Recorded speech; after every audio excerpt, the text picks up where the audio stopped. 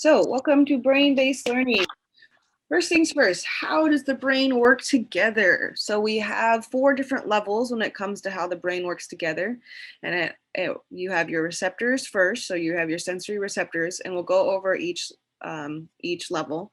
You have patterns, this is layers of repetition, basically. And then you have ideas, and so you have visuals. You can start seeing the ideas, you can start seeing the visuals. And then after that, then you have language. And so then you can take your ideas and you can take your concepts and you can put them into language. So how does that look if we are going to actually see a person? So what you have is you have a person. You have a person. Here's your person. Okay. And so when you think about the sensory receptors, the first level of sensory receptors, your receptors are actually your eyes, your ears, and actually your PNS, so your peripheral nervous system. Okay, so that's your outward extremities.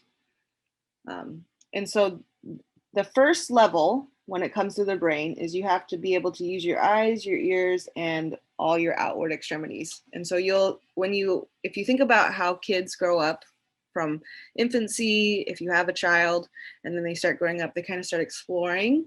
They might start looking around a little bit more. When you are little, so when you're a baby in mom's arms, okay, at this stage of your development, a lot of the PNS has to do with the person that's caring for you. Okay, the first things that our receptors are going to start taking in from the eyes are the shapes. Okay, we actually don't see mom or this person until we have the idea, so level 3. And the only way we see mom is if we move to level 2 with patterns. Okay, so let me get to the PowerPoint really quick. So with your visual system, your sensory receptors, you have your visual system, which is your eyes. It takes in layers. It doesn't see shape until it's a full idea. You have to be upright and using your peripheral nervous system. So what does this look like when we're in a drawing? How does this look on a person? Okay. So for your eyes, the first thing that your eyes actually take in has to do with light, shadows, darkness. Okay, that is actually what you take in. So when you look at a table, okay, what's actually happening is the light is bouncing off and going into your receptors. Okay, and then you have all the different photons, you have all the different points of light and dark, and they start to put layers, that's the patterns, start to come together. Okay, and then when your child starts to walk and they can hold on to things with their PNS, now they start to see the shape.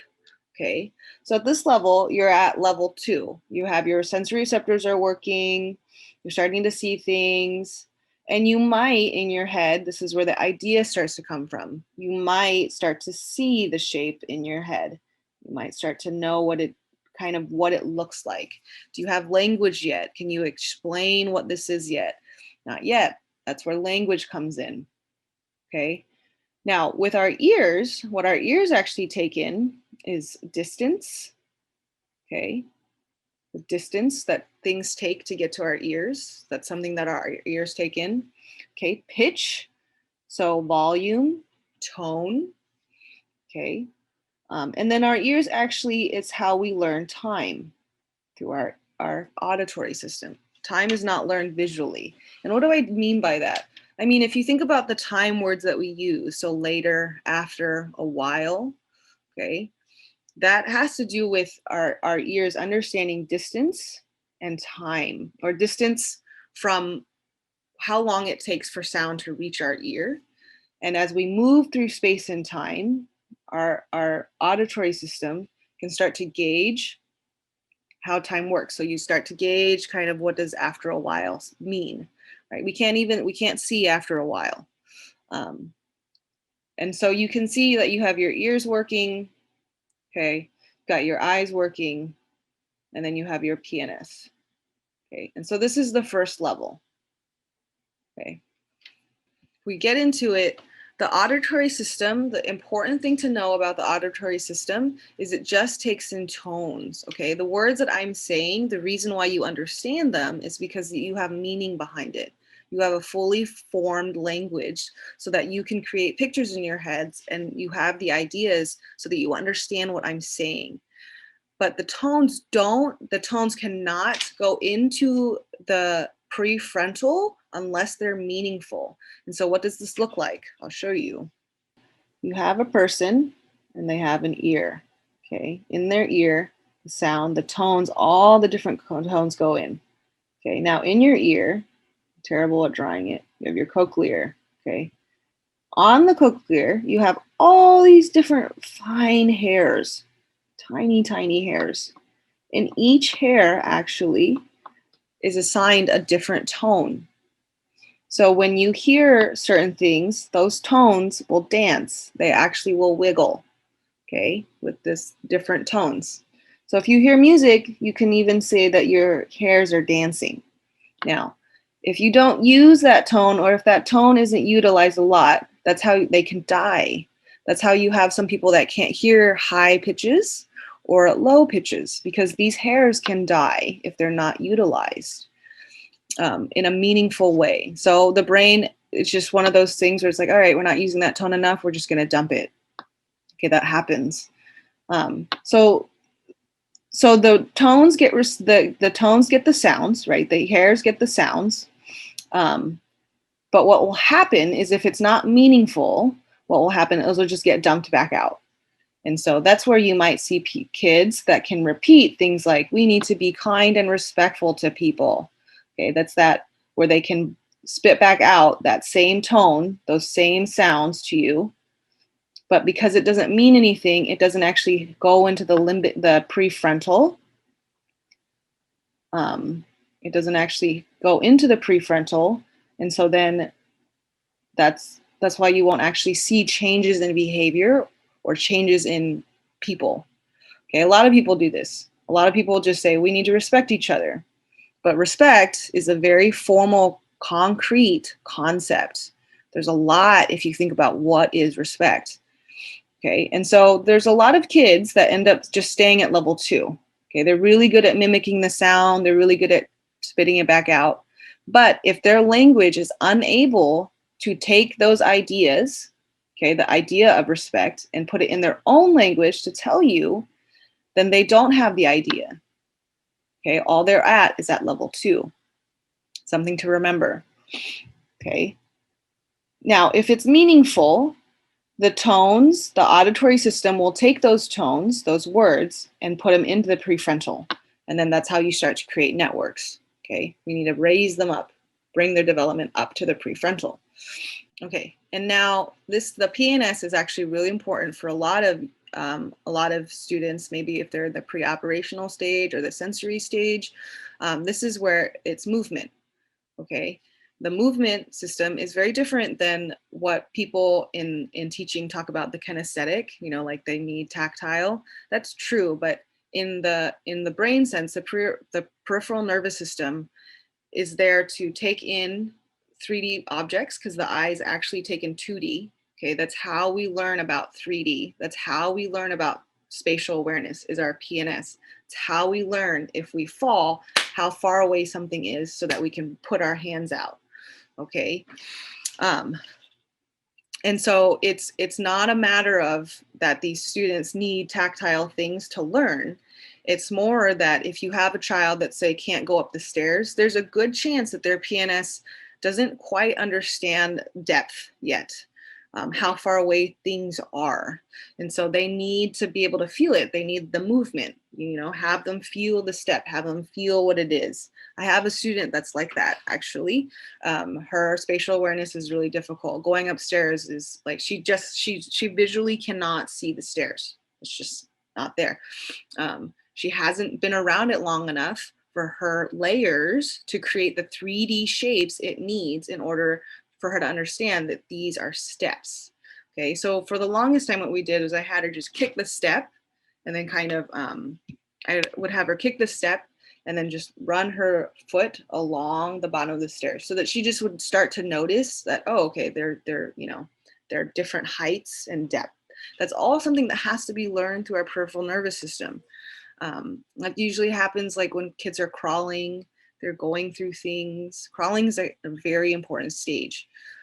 Now, with these different systems, we're going to break down. And so if the person can't see, okay, so they're blind, but their PNS, so their peripheral nervous system, their outward extremities still work, okay, this is where the idea that like Braille, the bumps, they can feel all that. That's how that comes into play. Because in the PNS actually you can actually take the PNS and make shapes, okay? Like words you can actually make that into a shape. You can make it into a bubble shape. And so then it's more recognizable, okay? That's all the PNS. So the PNS, if you were to take a child, have them put your hand on your hand, okay, don't put your hand on theirs, put their hand on your hand, and you start to write and draw with them. The PNS, what's great about the PNS is if you are making meaning, this will travel up into the brainstem and hit the limbic system. And if it's meaningful enough, it will actually hit the prefrontal. And then they can actually, the visual system for blind people, the visual system actually is still working, okay? It's just that the receptors, right? The receptors, the photons, the retina, the cornea, all of that stuff that takes in light, that's just not working. But unless the visual system in the person actually doesn't work, then it would be hard to teach them because we can't actually learn from our auditory system solely. If you are only an auditory learner, you really cannot learn. There's no pictures. And there's so many things that we need for pictures. Now, but for blind people, their visual system still works. They can still see shapes, they can still feel things, they can still do 3D because the peripheral nervous system works in conjunction with the visual system. And so that leads me to my next point. And so we have there's three different kinds of learning that you can have. So you have your visual learners, okay, and this is actually about 95% of the population are visual learners. Not meaning that they need visuals to learn, it means that in their brain, they create pictures, okay? But they create pictures in their head. And it can be any kind of picture. I'm not talking like they see like a bottle, but it can be a memory that goes through their head. It can be words that go through their head.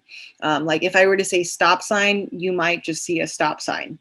That could be something. If I were to say cat, you might have tons of different things when it comes to cats. Different memories, different events, different pictures. You could have like 10 different cats that you just see. It really comes down to the concept. But just like with the PNS, if I wanted to teach a person that was blind about a cat, you just let them feel it. Use the PNS. Tell them, okay, you're touching some whiskers now. Whiskers are nice and long. That's where that oral cartooning comes into play. That's when you start to flood people with language. That's a method that we use.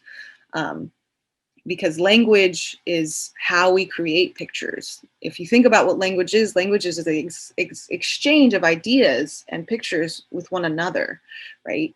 And so we have people who are visual learners. They need pictures to learn, meaning they need events, they need experiences. You can't give them a PowerPoint like what I'm showing you guys with a bunch of words and expect that to be a visual. Because if the words do not create pictures or have meaning, then that child's not learning anything. And so if we go back to the pattern level, right, level 2, what ends up happening for a lot of kids is the idea of borrowed language, right? And borrowed language is the idea that you can mimic back sound.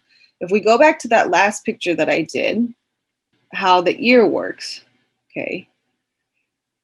The ear takes in all the sound, the pitch, volume, distance, all of that stuff, okay? But again, unless the tones are meaningful, it won't go into the prefrontal and make pictures. Yes, like echolalia. Echolalia is very much a term in autism where all they do is just echo back what they hear. Okay, now the tricky thing is if you have students that are higher functioning, they've learned how to take the borrowed language that they hear, kind of like, what's a good one? I can't handle this right now. I'm really stressed. That might be something that they've heard over and over again.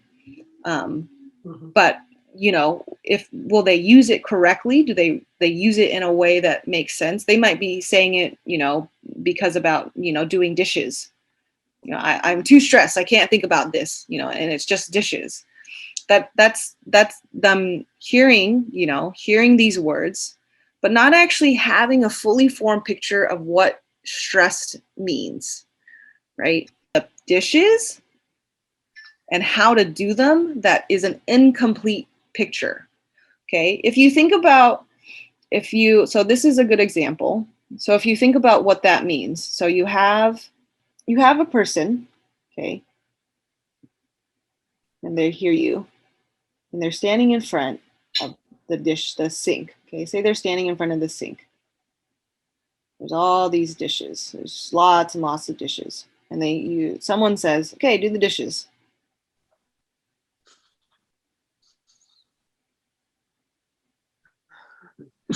For it not to be a stressful situation, this person needs to have enough pictures to understand what it means to complete dishes. Okay. Now, if they see the dishes and they immediately, it's like stressed out. I'm stressed out about it. The first question you can ask, okay, what is stressful about it? Right? It's all about trying to get a better and more complete picture from people instead of just assuming that you understand their picture. One of the biggest mistakes that people do is really assuming that you understand the picture or assuming that you know the person's picture, right? And so if someone were to say that, what's stressful about the situation? And if they say, I don't know where to start, then you have it. They don't know where to start. Okay, you don't know where to start. So you've done dishes before. Does it look like there's too many dishes? Does it look like they're too dirty? Do you not want to have your hands dirty? Right? The idea of doing dishes is, you have to rinse off the plate. You got to put them in the dishwasher. You got to know how to organize the dishwasher. You have to know if it's too full. You have to know what the different baskets mean. You have to know, there might be some plates that can't go in the dishwasher. There might be some pots that need to go in first. There's a lot of different things. And the other thing to remember is that everyone does dishes differently. Okay. And so this person's picture who said, do the dishes, maybe was only talking about the bowls, or maybe was only talking about the pots and pans. So if you think about this person who's stressed out about dishes, okay, they've been doing them for a while. It doesn't seem like it's difficult. I always have to go back and ask people, was there an experience that you had that made you worried? Right? Was there a period with this person in the dishes where maybe they did it wrong and they thought they did it right, and someone came back and said, oh, you did it wrong. You need to do it like this, da, da, da, da. So now this person's picture about dishes is, okay, so my picture is wrong. Their picture is right. I don't know how to do their picture because they've never told me about their picture. Now you're just in a whole different miscommunication. The language is all over the place. Some people have pictures, some people don't have pictures. Some people have different pictures and some people have, the same picture. It's all about making sure that the words mean the same thing for each person. Okay? We are some of all our experiences, basically. And so like how I was raised to do dishes is very different than I'm sure how Nicole was raised to do dishes. That's just how our experience is. Okay, it doesn't take away from someone else's experiences. That's the other thing that people tend to get in trouble about, is that by telling someone about how they did something wrong, it's almost like they feel like it diminishes what they did. That's something that we also need to work on, is my experience doesn't take away from your experience because it's what you experienced. We can't, the idea that, have you walk in someone's shoe for a mile, it's really difficult to do because we all got raised differently, our parents all instilled different things in us. So really, if you have kids that are using borrowed language and they're saying things, but it seems like a simple task, break it down for them. There's a good chance that they don't understand the language. They don't have the right picture. And because they've used certain words before or certain language before to go away from the task that they don't like, or to go away from the task that they don't have pictures for, that borrowed language gets reinforced. Does that make sense? Now that borrowed language is working. Is it working in the way that it should be? Probably not, right? Because then if the dishes are too difficult, then all of a sudden maybe the room is too difficult. Then all of a sudden, doing homework is too difficult. It's always about rooting out certain things, making sure that you have the same picture, giving kids enough pictures so that they don't feel stressed. Okay, if you have a child that's feeling stressed about doing dishes, give them enough pictures so they don't feel stressed. I have a kid that lives with me. We started doing dishes. One of the things he had to really learn, and it took lots of layers and lots of events and lots of pictures, was that if it's a new item and he's never seen it before, to come and ask me. And there was something, it came down to, it was interesting because I realized that he doesn't understand what the word new means. So I would tell him, if it's a new item, come ask me. And then there would be a new item and he'd put it away somewhere. And I'm like, why didn't you come ask me? And he didn't have the language to tell me. I don't know what new means. And so I had to realize that, he doesn't know what the word new means. Because the other thing is some of these kids don't have enough information to say, I don't know what this means. Yes, Irina? You sent us a video of Benjamin when he read a small paragraph and then he had to answer. It's about sun. Mm-hmm. It was just a couple of days ago. Yes. Does he not understand? So how we can, using what you explained to us, how we can increase his comprehending? What do we need to do to increase his comprehending? Because actually reading was not, I was impressed how he read. Yeah. It was pretty darn good. Yeah. But when it was to answer questions, he was challenged. Yeah, it's confusing. And so some of the work that we do, and a lot of people don't use it, is I do lots of multiple choice. And the reason why I do lots of multiple choice is because I want the kids to understand that there's information in the reading. There's information in the reading, and that there's right answers and there's wrong answers. And how do we find the right answer and how do we find the wrong answer, right? It all goes back to, I always tell the kids, we read to gain information. So if there's a question, it's asking for information. And how do we find information? We go back to the reading. Now, if the information is not in the reading, then that's not the right answer. And so we've been working on that with Benjamin. A lot of times these kids, when they see like multiple choice, they don't quite understand what multiple choice means. That's the other thing that, there's so many. This is stresses he's out because he's like, I read, I'm fine. Now, what is those? Why? Yeah, well, and there's little bubbles next to them, Yeah, so yeah. He's like, I just want to color all of them. Exactly. So how do we teach him at home, and how do we teach him not to be fearful, and how do we teach him to retrieve the information that he read? Yeah, so I have some videos that will go over that. Okay. So you have visual learners, okay, and these are just kids that they just need a lot of language. They need a lot of pictures. They use their visual system to take in information. But remember, again, like words, everything we see, it doesn't mean anything unless it has meaning. Don't forget what words really are. Words are just auditory units attached to visual symbols. That's it. They don't have any meaning unless we add meaning to them. And then you have visual plus movement.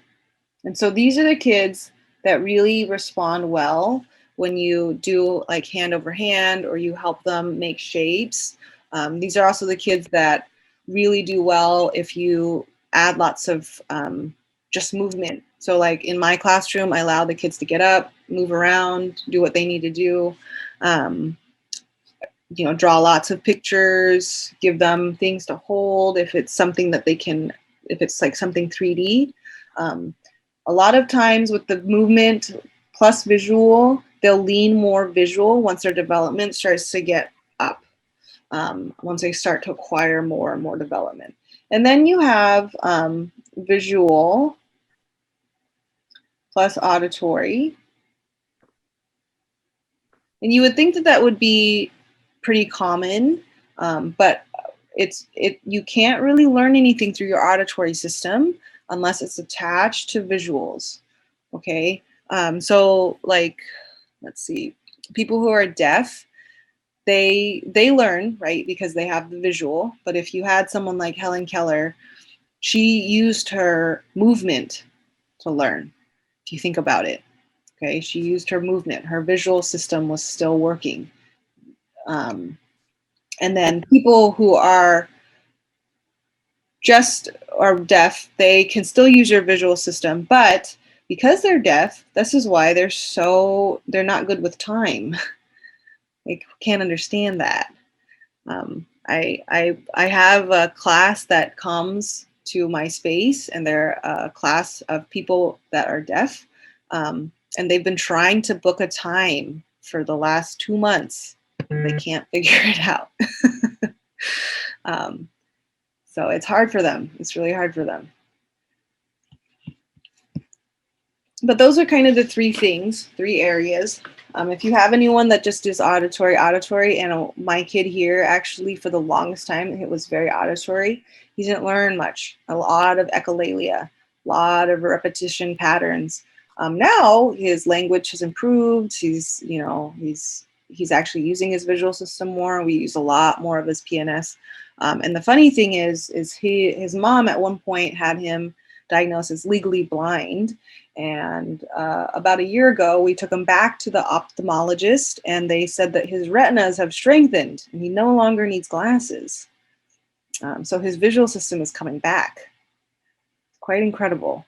But I was able to do lots of different eye exercises for him. Okay, now let's go to level 2. What does level 2 look like, and how do kids go through it? So the best analogy that I like to say is it's like driving when you're first learning how to drive. When you're first learning how to drive, everything is new, right? You check things, you read things, you're creating patterns, repetition. Now, when you start to get better at driving, you start to get those concepts. You get the idea of braking, you get the idea of pushing gas, you get the idea of, speeding up, slowing down. You start to get those ideas to the point where now you can use your language to talk about it. Okay, and so now we went through all 4. But at the pattern level, that's when you're just now learning. That's when you start making mistakes. That's when everything is new. So you need lots of layers. You have mom take you out driving. You have dad take you out driving. You have your instructor take you out driving. You have all these different people giving you more and more layers. The more people you have that give you layers, the more pictures you have. Or when you're a baby, when the baby is first learning how to say mom and dad, they need to hear, mama, do you need mama? Right? They hear that sound over and over and over again. The auditory sounds, pick up those sounds. And then the visual system, after a while, starts to take shape of mama.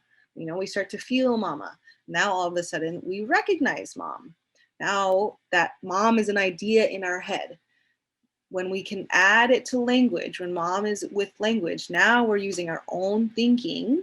The child is using their own thinking to convey ideas. Now that's at level 2. And we've talked about this, how mimicking sound is not the same as learning or using thinking, right? There are a lot of kids, at least in our population, who end up at this level only. They just stay at this level, okay? Standardized testing is at this level. Just, okay, this is standardized testing. This is the idea that you give enough kids the patterns, they can spit back out the patterns. That's something that any kid can do. That's imitation. To move from patterns, we have to get the ideas, and then we have to move into language, okay?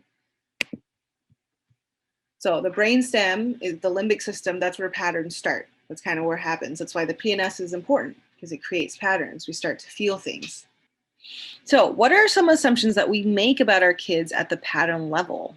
So if they're at the pattern level and they're not able to make jumps, or they're just giving back up what we're doing, we might say, oh, they need more visuals, or oh, they're not paying attention, or they start to drop levels. So that's the other thing, is at the pattern level, it's really easy for kids to start to drop levels. And then that's when you see behavior, because there's no thinking going on there. And so if you were to ask a child something at this level, at this pattern level, to do some conceptual thinking, you give them a worksheet and then they all of a sudden fall on the floor. There's a good chance that that worksheet, those visuals that they see, are just symbols and they don't create any meaning. And so when a child visually sees something like that and they can't do it, and they don't have the language or the ideas to tell you, this is confusing, right? What will the brain do? The brain will drop levels and go into behavior mode. Okay, there's no language or an exchange of language ideas if they're at the pattern level. They're not making connections. They're not making networks. Okay, and what we see here is, the stems happen here. We see lots of fidgeting. You might see fidgeting at this level. And if you see all of that, that tells you that they're not at the third or fourth level. Your teaching hasn't moved them into the language level that they need in order to convey ideas. We want them to be thinking. So how do we get them to an idea? So an example of this is like when I was teaching, I would go into my classroom. There was quite a bit of ABA, behavioralism, but it got to the point where what I was doing wasn't matching the idea of how education should be, right? I wanted to impart in my kids information so that they can give it back to me.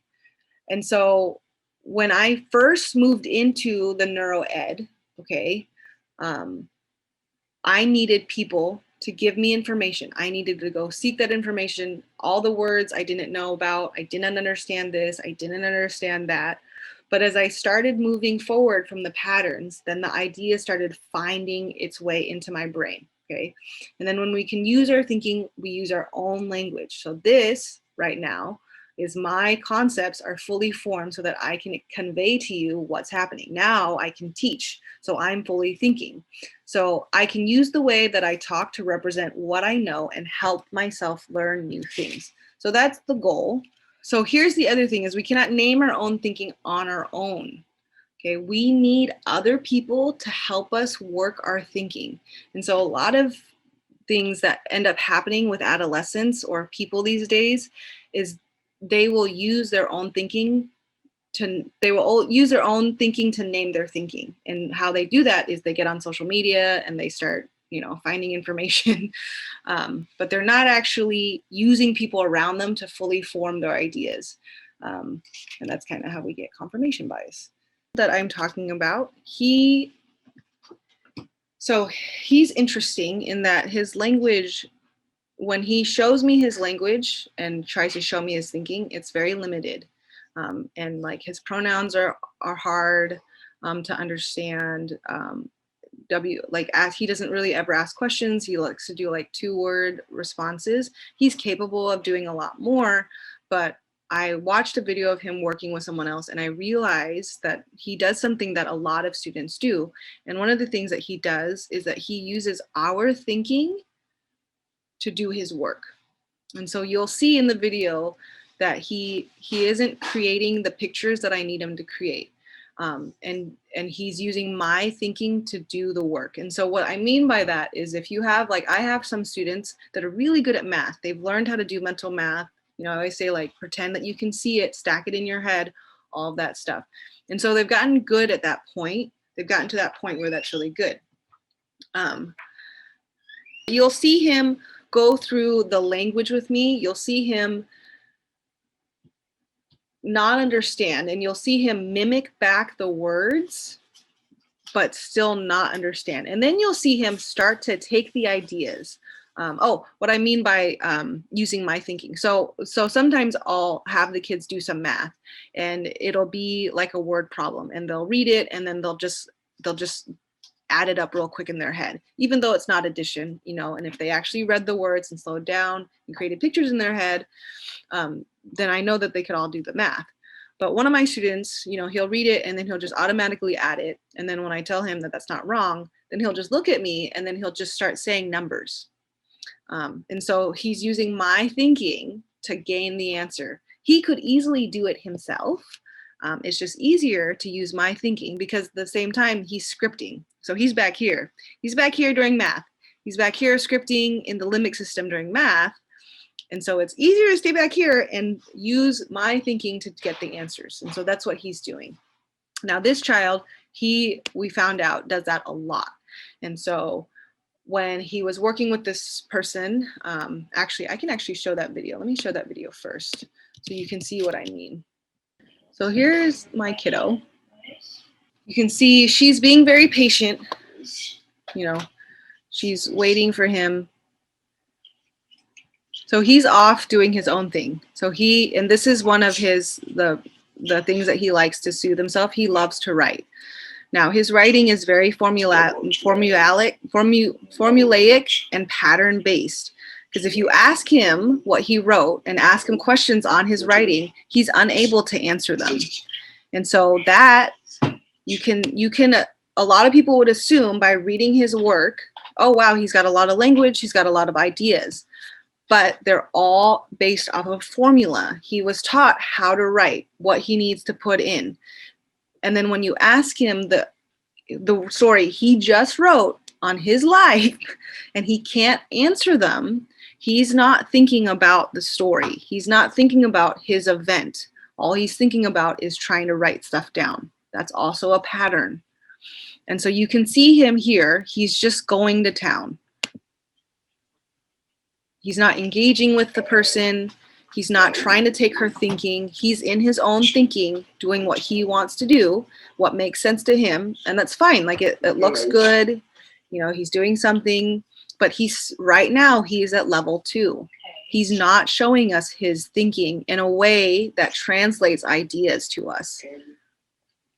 And she's waiting. I know she actually asked him a question before and he's not answering her. Okay, so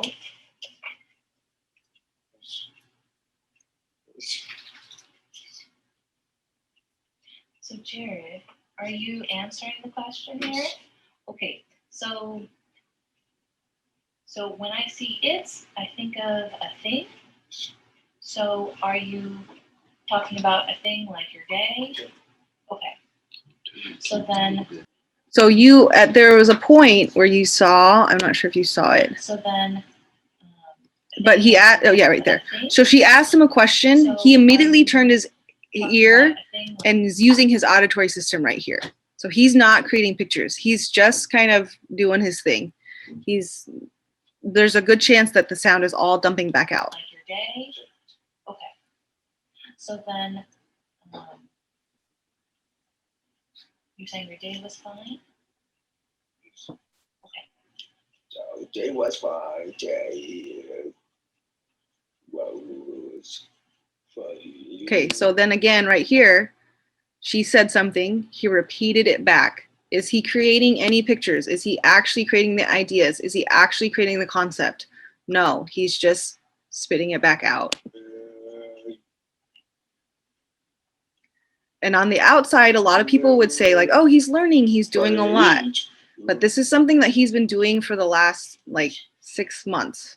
And it took me a little bit to figure out what was going on. And you were doing fine? But now I have a question.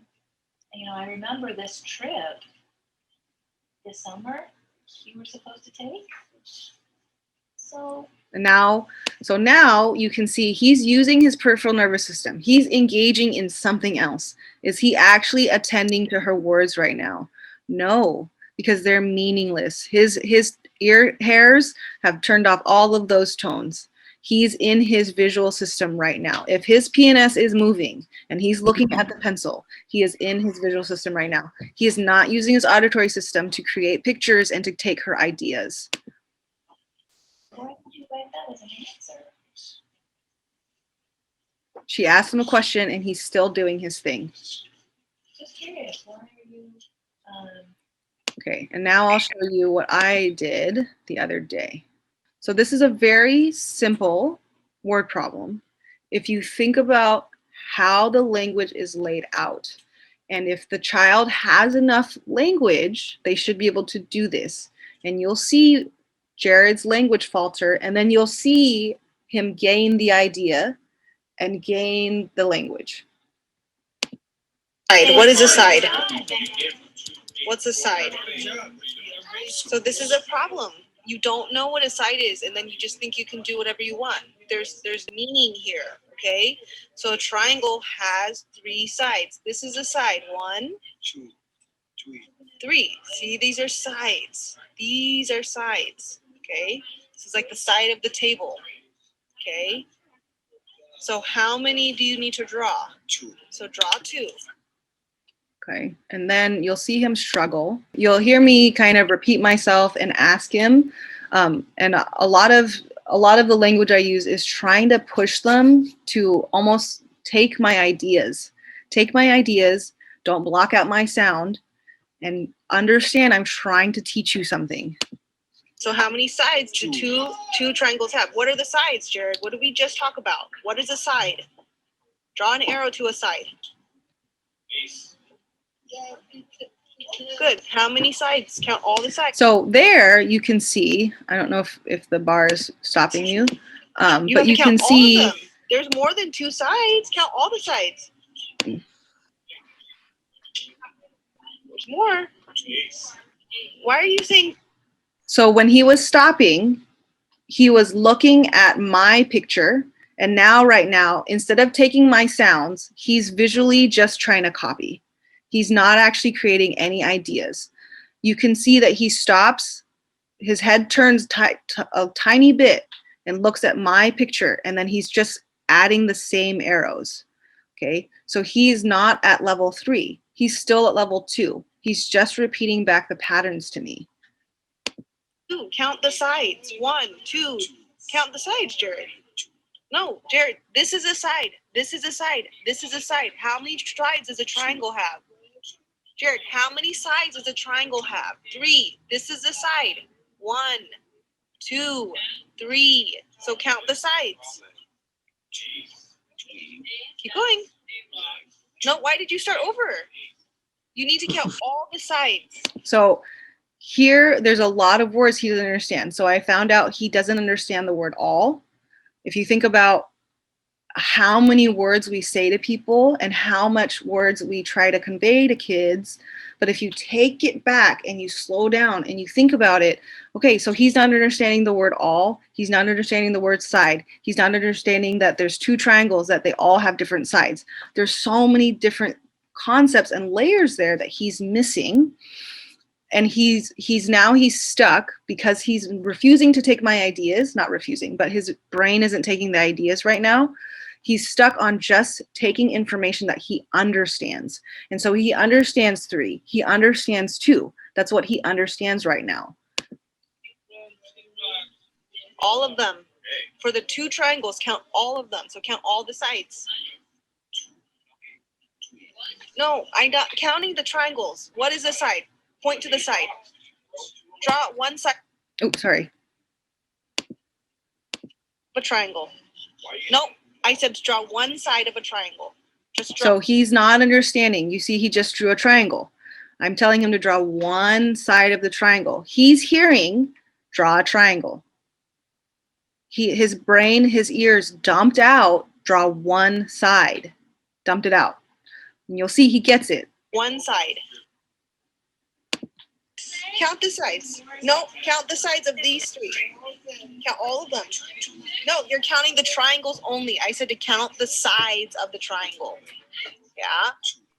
2, 4, 5, 6, 7, 8, 9. Yes, that's the side. Good. And then he goes back and he puts the arrows and he gets it.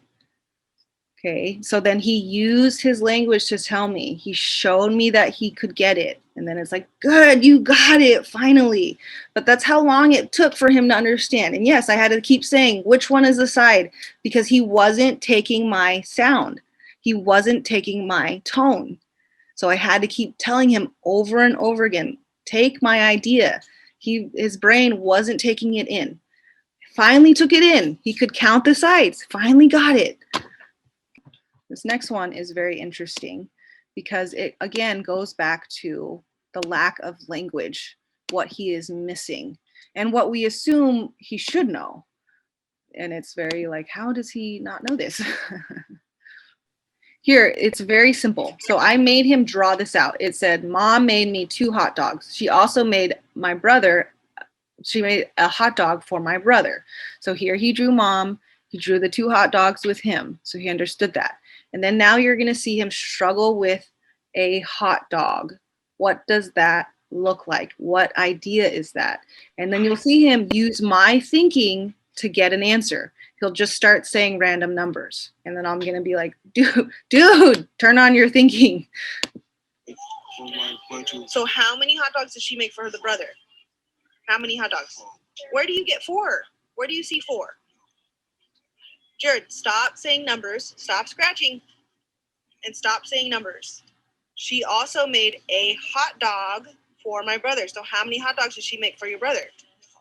Jared, where do you get 5? What is a hot dog? Just draw a hot dog. Draw right here, a hot dog. Stop scratching.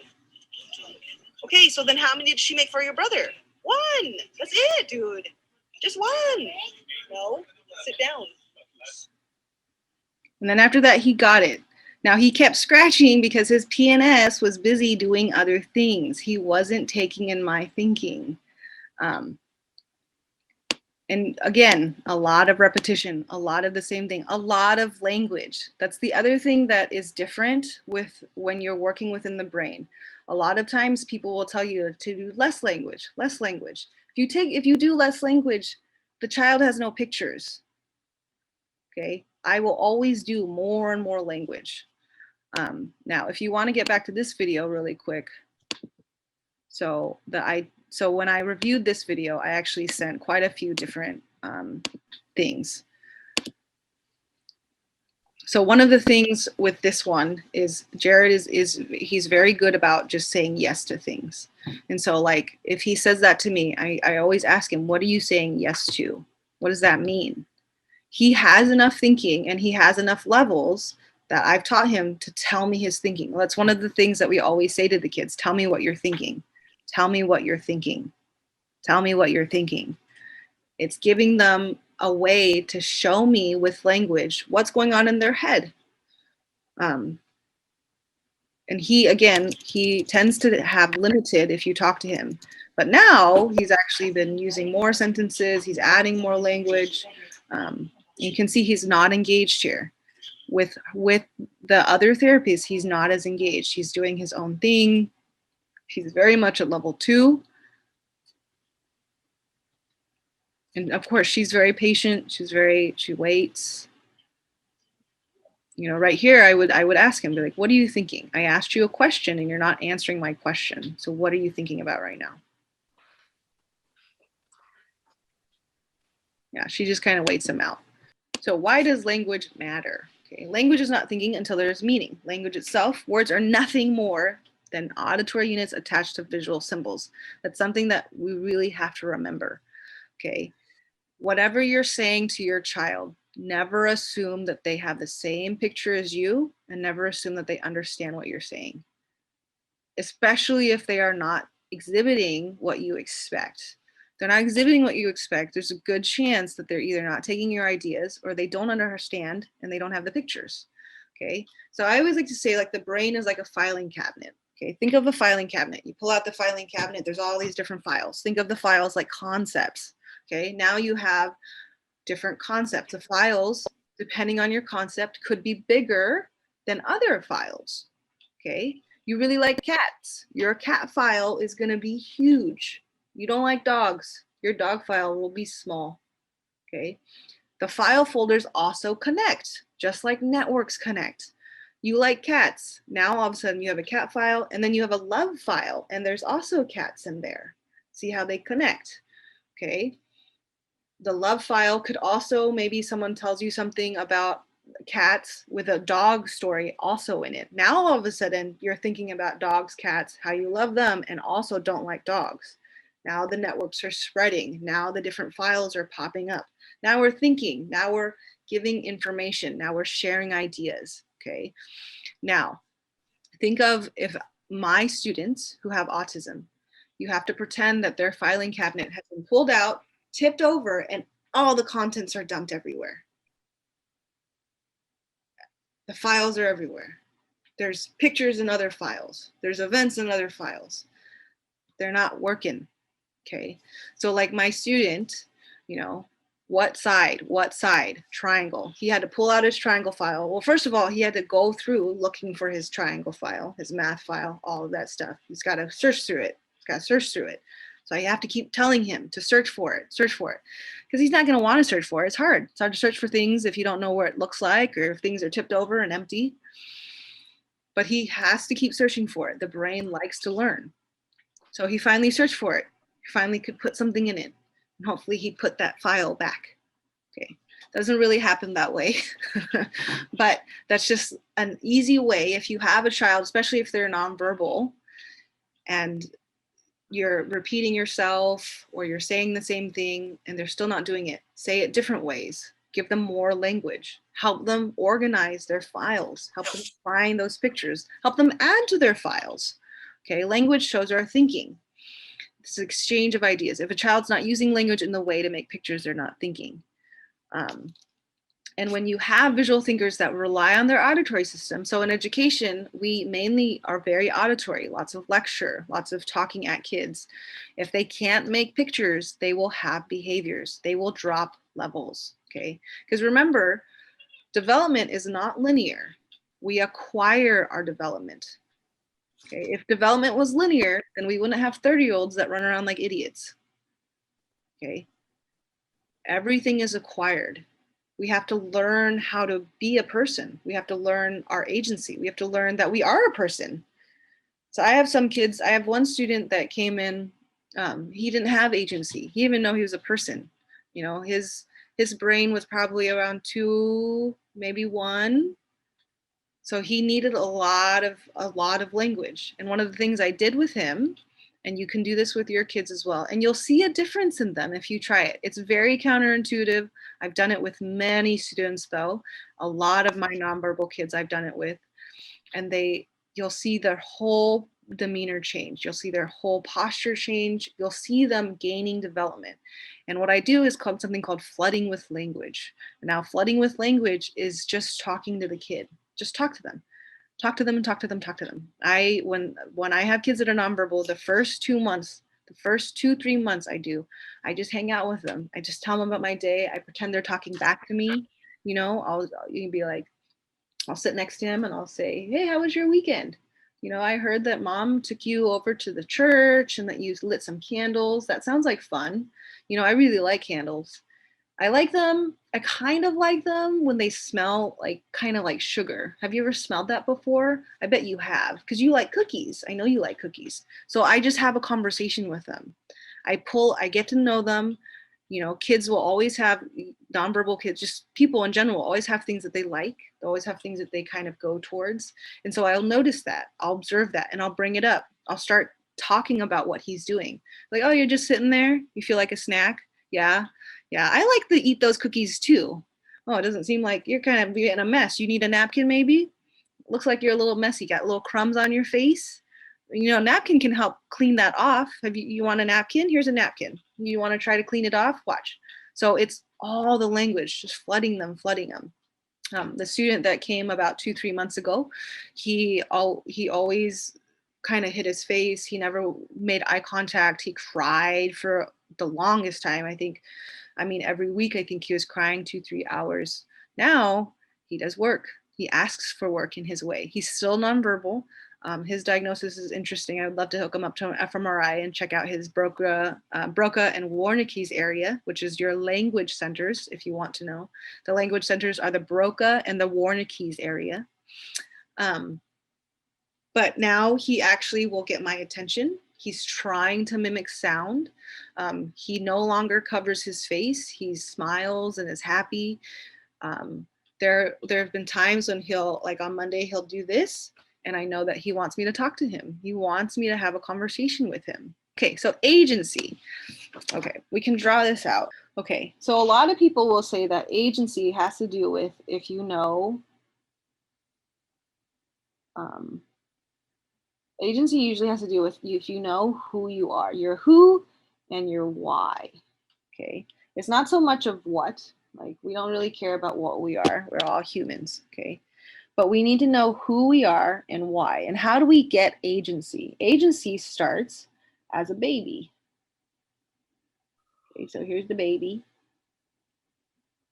And we talk to the baby. We let the baby know what's going on. Now, and just like when you have a child, do you limit your language around a baby?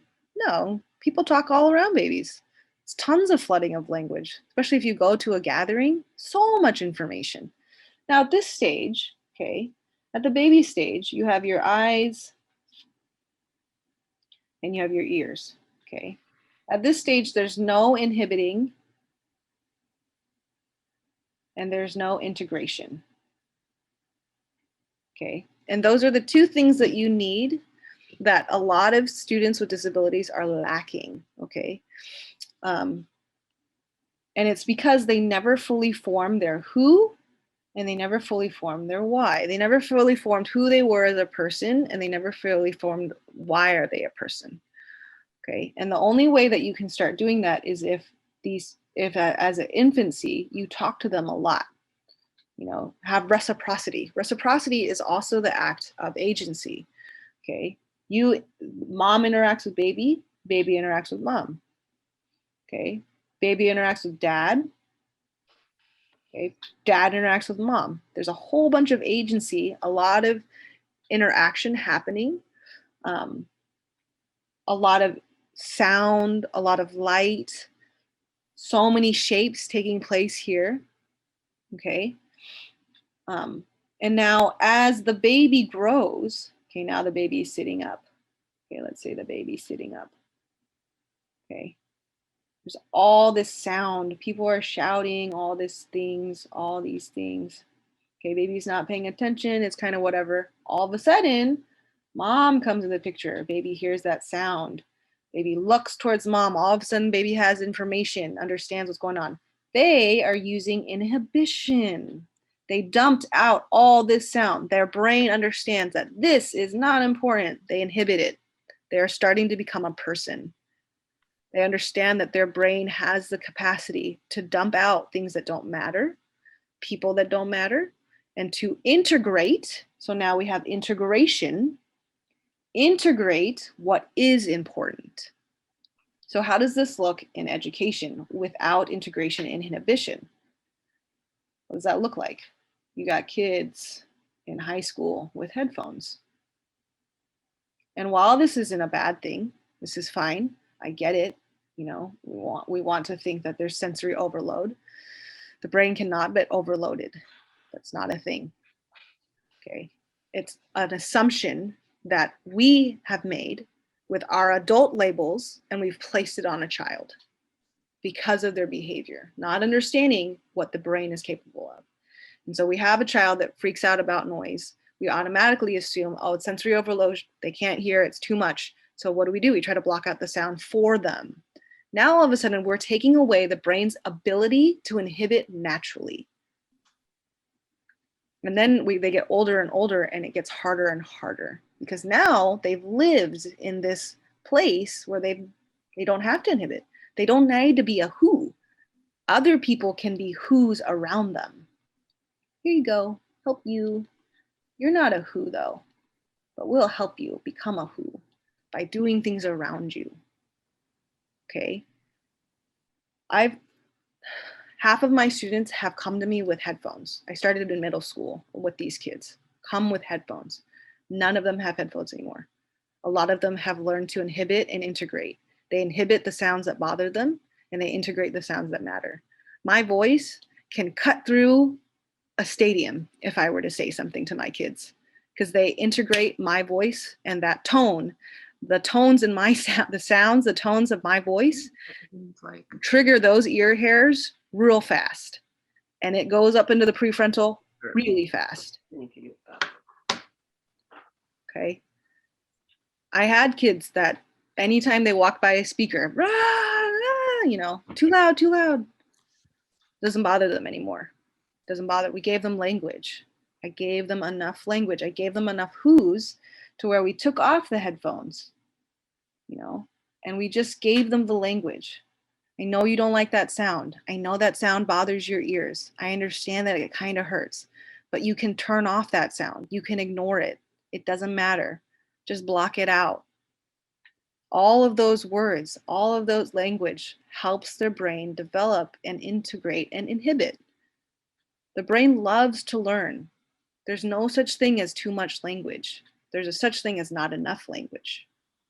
Okay. If you have a child and you tell them, you know, go line up, and all of a sudden they drop to the floor, think to yourself, what does that mean? Go line up. What does that visually look like? That's a lot if you think about it. Go line up. Go, first of all, go. If you think about go has tons of pictures. That's an interesting concept, right? That's an interesting file folder, go. Okay, and then line up. Line up. That's also visually very, there's a lot there. You have to understand what a line looks like. You have to understand how to line up. What if you think up is going up? Now you're even more confused. I can't go up. I can't go up a line. Okay, you have to understand that the people create a line. And you line up. I don't know why we say line up, because I don't know how to explain why we say up. So now imagine that you have a child that every day it's like a struggle. The transition is a struggle. They can't transition. It's too hard. It's too hard. There's a good chance that they just don't understand what you're asking them. And you haven't given them the information. You haven't walked them through it. There's a lot of things that the first time we do things with the kids, there's a lots of language I give them. I always just give them the language. If they don't know what it is after 2 or 3 times, I just give them the language. So like, if, for example, giving them the language. So they're learning, so I have a student that's just now learning about coins, okay? Instead of saying, what's this? You know, what's this? And then he guesses and guesses and just says random auditory units to me. I just give it to him. I give it to him right away, because that's what you would do with, you know, a child, 3-year-old, 4-year-old. This is a quarter. You know what a quarter is? Quarter is 25 cents. You can buy things with this quarter. This quarter looks kind of like a nickel. I know there's all these different words. And then I would draw it out. I would draw the words for them to see so they can see the idea. Okay. The reason why phonics, a lot of these things don't work for our kids is because phonics is taking the idea and breaking it into even smaller units and smaller symbols. That's not language, right? Language are not just small symbols and auditory units. Language is ideas that we put forth, okay? If we start to break up words and we wonder why these kids, all they can do is sound out, but they're not comprehending, it's because all they learned were the separate sounds. They never learned the concept. They never learned the meaning behind it.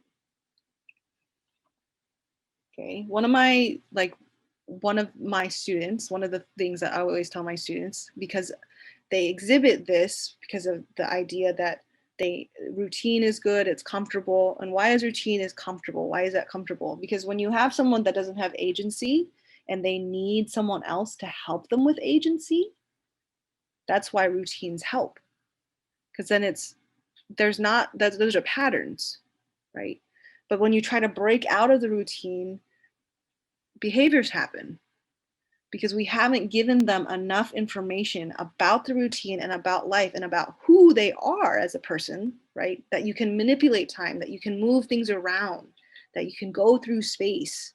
All the things that make us an agent, all the things that make us think about how to interact around with people, how to interact in our environment, how to gain information. That's all about being a who. But when we have kids that rely on us to be their who's, that's when you start getting behaviors. That's when you start having issues. Because without the routine there, now all of a sudden they don't have a who. They're not a who anymore because the routine was the who. Okay. Now, how do we gain agency? It's just all through language. All through language. I have a student who came to me. Okay. She's been displaced from her original district, and then she was displaced from 2 other private therapies for behavior. She has never had a tough tantrum with me. Her mom does not understand it. Does not understand it. She's had ABA, she's had therapies, and she's always struggled. Now, this child herself has tons of language, but it's borrowed language. And I found out her auditory system doesn't work. So she needs to see my lips form the words. She needs to see them. And you'll recognize if you have students that do that, because they'll look at your lips. If you have any kids that tend to look at your lips, or if you're talking to them and they just start talking about something else or they go somewhere else, their auditory system's not picking up your sounds. So make them visually look at your lips so they can see the words. She has lots of language. She's got tons of language. But because she has tons of language, people assume that she understands what she's saying. She really doesn't. It's all borrowed. Okay. So like one of the things that she tends to control, one of her routines is always wanting to know like what's next, or when can I get a break? What's next? When can I get a break? I found out that what's next, when she says that, she actually doesn't have any pictures. She doesn't even know what next means, because what's next could mean for her that what next means it's after a minute I get that. But really what's next? Well, what's next is lunch. That's in 30 minutes. But if I say what's next is lunch, she goes, can I have lunch? It's different pictures. Okay. And so one of the things to help her with her routine is I always say, you're not the boss. And for the longest time, these kids, they don't understand what that means at first. They don't. They don't understand what boss is. They don't have any of those pictures. But through layers and repetition and lots of agency, like them doing something and then saying, you can't do that because you're not the boss. Miss Lee is the boss. What I say goes. They start to understand it. Now I have kids that will tell the kids, you're not the boss. Okay, so stop. But there's also so much relaxation because now they have a who they can count on. They're gaining their agency, understanding that, okay, I don't need a routine. I'm okay. I'm still me. I still can do what I want to do. But other people can steer the ship. Okay. Agency has to do with reciprocity, has to do with language, has to be talking. Help them find their who. Build them up. My student who cried for the most all the time, one of the first things I did with him was I just started drawing him. I would sit down with him, and when I would talk with him, I would say things like, okay, here you are, here you are, you're kind of hanging out with me. Oh, I see that you've got a bottle in your hand. Maybe you're thinking that you're thirsty. You want something to drink, and I would draw his thought bubble and be like, oh, and here I am. I'm kind of standing next to you. We're just hanging out, just talking to you. Just want to tell you about my day. And now when I start to draw, he'll hand me a pen. He likes it. It's interesting to him because his visual system works. Okay. No one's done this with him. No one's shown him that he's a who, that he can think, this is you. And it's interesting when if you have little kids and you start drawing them and they have language, they'll be like, that's me. They need to see that they're a who. Okay, so When we don't use language, behaviors will happen, okay? Behavior thinking is the fastest way to get away from no pictures. So when you have a child that starts to exhibit behaviors, okay, they're doing it because they don't have enough pictures, okay? And behavior is the fastest way that the brain has learned in a stressed out kind of, I don't know what's going on situation for people to stop. Okay, and what are some of the behaviors look like when they're not thinking? Some of the higher functioning, you'll see a lot of fidgeting, okay, a lot of tapping. Some of my kids, you know, like they just do this, or even just like scripting. So if you have a kid that you're talking to and they talk while you're talking, they're not taking your ideas. They're not taking your pictures. Okay, they're just in their own picture. And so a lot of times I'll say things like, hey, my lips are moving. You can see them. My words are still coming out. I need you to look at my words, take my words, and make pictures in your head, please. Now, if they continue to talk, then I always stop and say, okay, so I'm not using words that make pictures for you. So let's make pictures. And then I'll start to draw with them. One of my students, he's brand new. He came to me. He doesn't know how to read, doesn't know how to write. He's slowly starting to read and write. His handwriting's getting better. We've given him all the ideas. His mom gave me all his old work. It was all phonics. Phonics isn't going to help him, okay? Especially since his visual system's a little bit funky, or at least his prescription.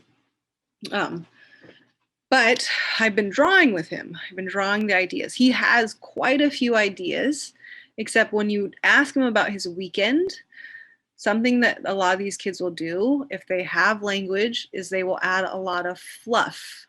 And so you'll see that in how they talk. So I say, you know, how was your weekend? Oh yeah, it was great. You know, we did the thing, but then we took out the boat and it was crazy because, you know, when we were on the boat, you know, it was all over the place. And, you know, then dad, because he was on the boat, you know, it was just water all over the place.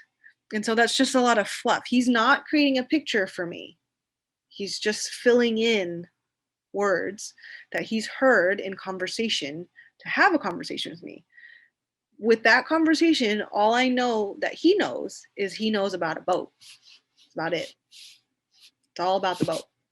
And so then if I get that singular idea, then I'll draw with him. Be like, okay, so I heard you said that you were with dad. You're on the boat. Here's dad. Anything else?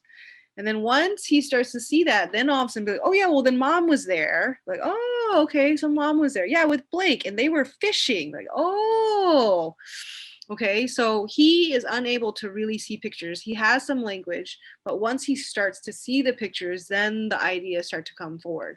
There's times when he doesn't know the idea. He doesn't have the language for the idea. And so he'll be like, well, the thing, and he'll just keep pointing to the picture.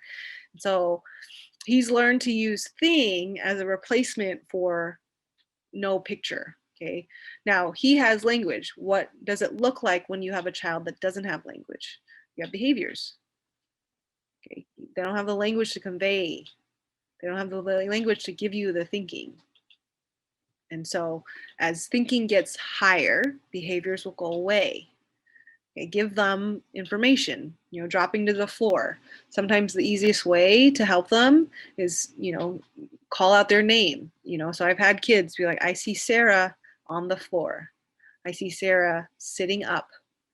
I see her body moving upright, picking herself up off the floor, using her arms to prop her body up.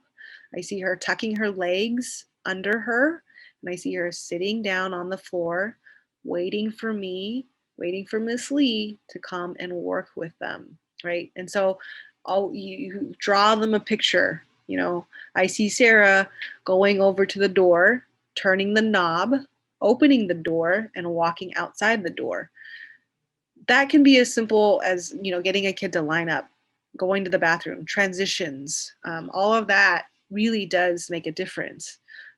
There's so many things that we say that we assume the child has a picture for. If they can't do it, if they're not doing it and they have a behavior, they don't have a picture. So how do we make networks? Give them more language, give them more experiences. One of the things that we do in the neuro ed is we do event-based learning. And so how do we do event-based learning? Event-based learning is like our Thanksgiving feast. And so all the kids come together, they all have a different part. We draw it out, we draw all the people, and then we have the event. And so then they see the picture, they see what it's supposed to look like. They have a shared reference. That's what that's called, a shared reference. And then after the Thanksgiving, then they write about it. And then they're putting the thinking that they experienced into their own words. Now, are they all complete? Is it good thinking? They different stories? Yes, they're vastly different. And that's how I get to know some of the kids, is through their writing. What is important to them will come out in their language. And so, you know, some of my kids for Thanksgiving, what they really look forward to is just family coming. Some of my kids, they like to write about, you know, mom and dad being there. Some of my kids like to write about the things that they're not allowed to eat, like your kid. And that's because that's what's important to him. He doesn't care about what he can eat. He cares about what he can't eat. And so that's what he writes about. He'll write after Thanksgiving, he'll be like, no turkey for Ben. Be like, yeah, that's right. Can we talk about what you could do though? But that's what's important to him. And I'll have a full conversation with him about it. But to make his pre-operational thinking be more us, I'll make him tell me the things that he can't eat, tell me why he can't eat them, tell me what he wishes for, you know, kind of more things. And so those are events that they do. And we've done enough events that now they look forward to it. Right now it's meaningful to them. It's not so much as a routine. I can have Thanksgiving on any day. I could have it in October or June and they'd be fine. Because it's the event. They understand. Do they understand what Thanksgiving is? No. Is it meaningful to teach them? Maybe. But you know, that comes down to what's meaningful, what's going to help them. What is it that you want your kid to grow up? Because really, we are the sum of our experiences. So whatever these kids are exhibiting is really what they've experienced. And if they can't tell you a lot, then there's a good chance that they never got to level 3 or 4. They only stayed at level 2. Remember, our education system is usually at level 2. Standardized testing is at level 2. Okay, ABA is mainly at level 2. We need to move them to get ideas and put language together. Okay, that's the end of the PowerPoint.